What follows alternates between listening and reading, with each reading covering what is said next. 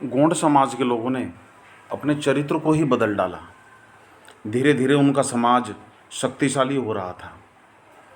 ब्राह्मण लोगों ने भी गोंड राजाओं से अनुदान में भूमि प्राप्त की और अधिक शक्तिशाली बन गए। गोंड सरदारों को राजपूता के रूप में मान्यता प्राप्त हो गई की चाहत हुई। इसलिए गढ़कटंगा के गोंड राजा अमनदास ने संग्राम शाह की उपाधि धारण की।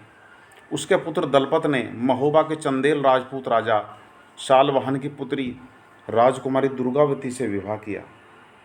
दुर्गावती की मृत्यु कम उम्र में ही हो गई। दलपत की मृत्यु कम उम्र में ही हो गई। रानी दुर्गावती बहुत ही योग्य थी, बहुत जल्दी विधवा हो गई। उनका एक 5 साल का पुत्र था वीर नारायण, उसके नाम पर शासन करने लगी। लेकिन 1565 में आसिफ खान के नेतृत्व में मुगल सेनाओं ने गढ़कटंगा पर हमला कर दिया। ये अकबर की ओर से करवाया गया हमला था। रानी दुर्गावती ने इसका जनकर सामना किया। उनकी हार हुई और उन्होंने समर्पण करने के बजाय मर जाना बेहतर समझा। उनका पुत्र भी लड़ता हुआ मारा गया। नक्काशीदार दरवाज़ा गोंड जनजाति का।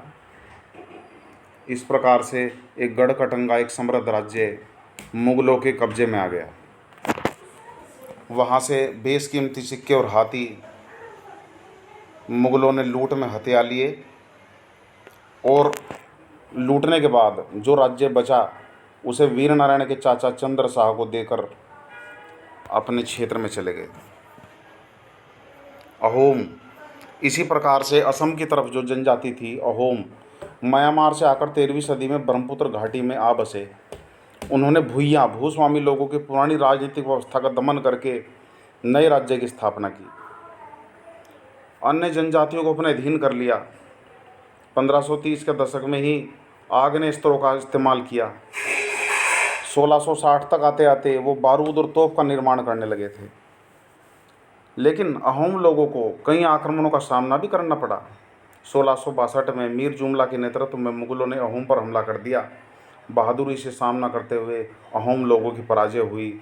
लेकिन मुगलों का नियंत्रण ज़्यादा समय तक बना नहीं रह सका, क्योंकि अहोम राज्य बेगार पर निर्भर था। राज्य के जिन लोगों से जबरन काम लिया जाता था वो पाइक कहलाते थे।